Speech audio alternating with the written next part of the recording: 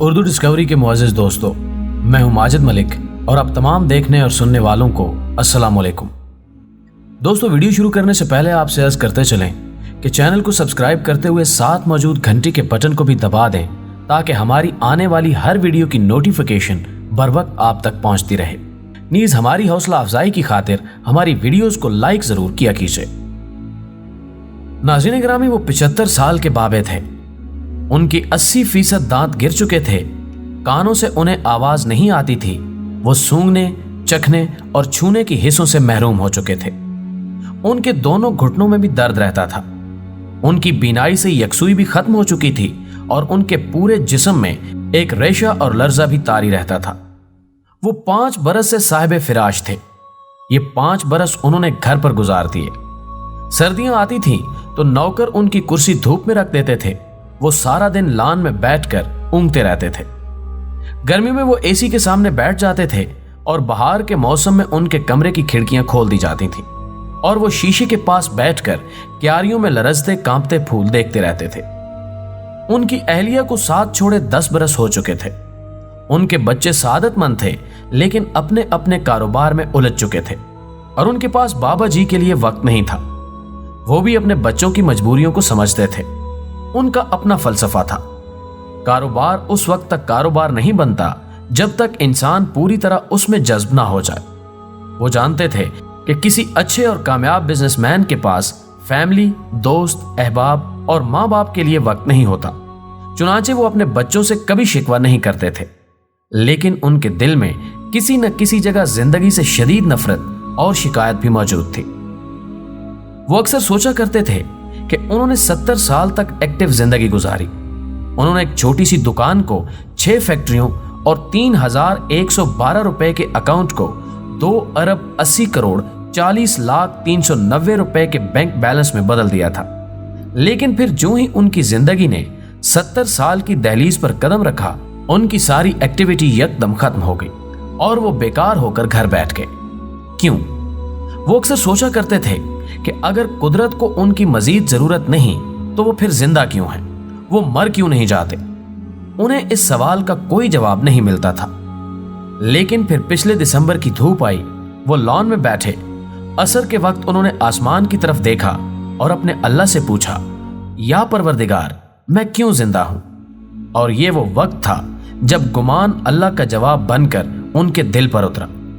انہوں نے خوشی سے ہاتھ بھینچے، اللہ اکبر کا نعرہ لگایا اور سہارے کے بغیر اپنے قدموں پر کھڑے ہو گئے۔ یہ ان کی نئی زندگی کا پہلا دن تھا۔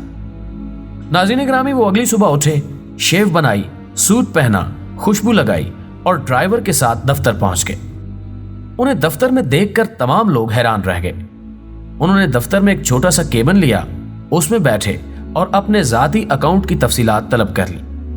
ان کے اکاؤنٹ میں 22 کروڑ روپے تھے۔ انہوں نے کمپنی کے انجینئرز کو بلوایا، ٹھیکیداروں اور نقشہ نویسوں کو طلب کیا اور شہر کے مضافات میں ایک چھوٹی سی فیکٹری لگانے کا حکم دے دیا۔ یہ فیکٹری ایسی جگہ لگائی جا رہی تھی جہاں کچی آبادیوں کی بھرمار تھی، جہاں بجلی، سیوریج، ٹیلی فون اور گیس نہیں تھے اور جس جگہ سڑک بھی موجود نہیں تھی۔ بابا جی کا یہ فیصلہ بم بن کر گرا اور کمپنی کے عہدیداروں سمیت ان کے تمام بچے پریشان ہو گئے۔ ان لوگوں کا خیال تھا کہ بابا جی سٹھا گئے ہیں۔ یہ بات زیادہ غلط نہیں تھی کیونکہ پوری دنیا میں فیکٹریاں لگانے کے چند پکے اصول ہیں۔ دنیا کا ہر صنعت کار ایسی جگہ فیکٹری لگاتا ہے جہاں سڑک ہو، جہاں بجلی، گیس، ٹیلی فون اور سیوریج لائنیں موجود ہوں اور جہاں کے لوگ مہذب ہوں۔ پاکستان جیسے ممالک میں صنعت کار کچی آبادیوں کے قریب سرمایہ کاری نہیں کرتے کیونکہ وہاں سیکیورٹی، لا اینڈ آرڈر اور سہولتوں کا فقدان ہوتا ہے، اور یہ تینوں چیزیں سرمایہ کاری کی دشمن ہیں۔ بابا جی نے خود بھی زندگی بھر ان اصولوں کا خیال رکھا تھا۔ وہ کبھی گیلی زمین پر پاؤں نہیں رکھتے تھے اور انہوں نے ہمیشہ محفوظ جگہوں پر سرمایہ کاری کی تھی۔ چنانچہ ایک ایسا شخص جسے لوگ زیرک اور چالاک سمجھتے ہوں، وہ اگر اچانک اپنے اصولوں کی خلاف ورزی شروع کر دے اور 22 کروڑ روپے جیسی خطیر رقم بے وقوفی کے تنور میں ڈال دے تو لوگ یقیناً اس کی ذہنی حالت کے بارے میں مشکوک ہو جائیں گے۔ لہٰذا لوگ بابا جی کی ذہنی حالت کے بارے میں بھی خدشات کا شکار ہو گئے۔ मैं बाबा जी और उनके बेटे का मुश्तरका दोस्त था। बाबा जी मेरी बहुत इज्जत करते थे। वो बेटा मेरे पास आया, उसने मुझे सारी कहानी सुनाई और मुझे बाबा जी को समझाने की जिम्मेदारी सौंप दी। मैं अगले दिन बाबा जी के पास हाजिर हो गया। बाबा जी ने बड़े सब्र से मेरे सारे एतराजात सुने और आखिर में एक बुलंदो बांग कहका लगाया। मैं बाबा जी की ज़हनी सतह के बारे में मुकम्मल तौर पर मशकूक हो गया। बाबा जी जरा देर तक हंसते रहे और आखिर में संजीदा होकर बोले, मैं फैक्ट्री लगाना चाहता हूं, तुम लोगों को इसमें क्या तकलीफ है?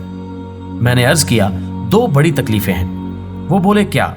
मैंने जवाब दिया, अव्वल ये आपकी काम करने की उम्र नहीं है, दोम आप गलत जगह सरमायाकारी कर रहे हैं।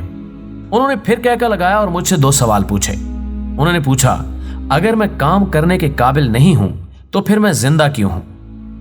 मैंने उनके सवाल का जवाब देने की कोशिश की, लेकिन मुझसे कोई खास जवाब ना बन पाया। उन्होंने दूसरा सवाल पूछा कि इंसान को जिंदगी गुजारने के लिए कितना सरमाया चाहिए। मैंने इसका जवाब देना शुरू कर दिया।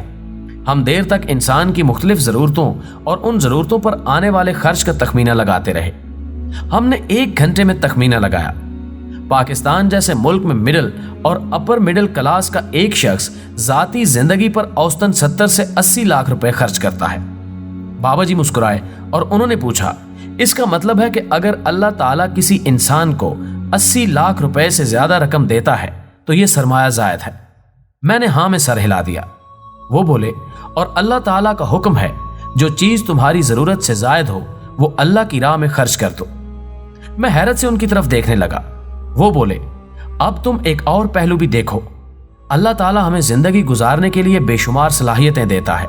वो हमें जिस्म, दिमाग और रूह देता है। वो हमें वियन, सोच और हौसला देता है। वो बाज लोगों के मुकाबले में ज्यादा जुर्रत, ज्यादा बहादुरी, ज्यादा जहानत और ज्यादा मामला फहमी देता है।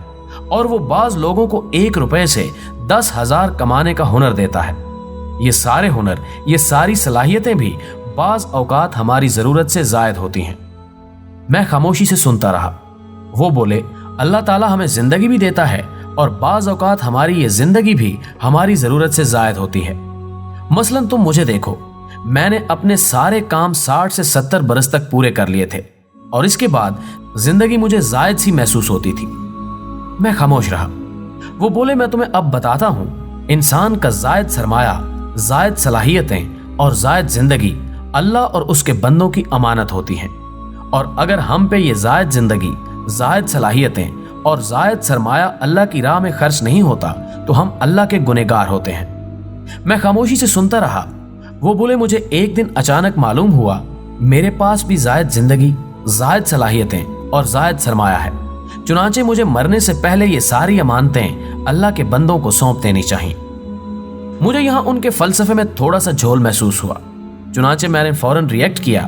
मैंने अर्ज किया, लेकिन अल्लाह की अमानत लौटाने के लिए फैक्ट्री लगाना तो जरूरी नहीं। उन्होंने कहका लगाया और बोले, मुझे यकीन था तुम मुझसे ये जरूर पूछोगे। बेवकूफ बच्चे, अल्लाह ने मुझे फैक्ट्रियां लगाने और कारोबार करने की सलाहियत दे रखी थी। मैं इसी काम का माहिर हूं। चुनांचे मैं अल्लाह के बंदों को सिर्फ इसी सलाहियत में शरीक कर सकता हूं। मैं अपनी आखिरी फैक्ट्री शहर के सबसे महरूम इलाके में इसलिए लगा रहा हूं कि उस फैक्ट्री से इलाके के बेरोजगार लोगों को रोजगार मिलेगा और उस इलाके के लोगों को सड़क, बिजली, गैस और पानी मिलेगा। मैं ये फार्मूला बना रहा हूं। मेरी इस फैक्ट्री का आधा मुनाफा कारकुनों और उनके अहले खाना की फलाह बहबूद पर खर्च हो और बाकी आधा मुनाफा उस इलाके के लोगों के मयार जिंदगी पर लगाया जाए। ये फैक्ट्री इलाके में स्कूल, कॉलेज और अस्पताल बनाएगी। ये लोगों को हुनर सिखाएगी जिससे उस सारे इलाके का मयार जिंदगी बुलंद हो जाएगा। वो खामोश हो गए और मैं भी खामोशी से उनकी तरफ देखता रहा। वो जरा देर रुक कर बोले, हमें फलाह के सिर्फ वो काम करने चाहिए जिसकी अल्लाह ताला ने हमें सलाहियत दे रखी हो। माहिर तालीम को तालीम, खिलाड़ी को खेल, सनतकार को सनत, डॉक्टर को तिब, दुकानदार को दुकान और कलमकार को कलम का सदका देना चाहिए। हम सब लोगों को अल्लाह ताला की दी हुई सलाहियतों, जिंदगी और सरमाए का सदका देना चाहिए। दुकानदार को आखिरी दुकान सदका समझकर बनानी चाहिए और उस्ताद को रिटायरमेंट के बाद कच्ची आबादी के बच्चों के लिए सदका स्कूल बनाना चाहिए। और अगर हम ऐसा नहीं करते तो हम अल्लाह ताला के मुजरिम होंगे। वो खामोश हो गए। मैंने उनका हाथ चूमा और बाहर आ गया। वो सच्चे थे और हम सब बेवकूफ और बेअक्ल। दोस्तों, आपकी बाबा जी की बातों के बारे में क्या राय है? आप अपनी आरा का इजहार कमेंट बॉक्स में जरूर कीजिएगा। वीडियो पसंद आने की सूरत में इसे लाइक कीजिए, फेसबुक और व्हाट्सएप पर अपने दीगर दोस्तों के साथ शेयर करते हुए हमारी हौसला अफजाई कीजिए और हमारी अगली वीडियो आने तक अपना और अपने प्यारों का ढेर सारा ख्याल रखिए। अल्लाह हाफिज।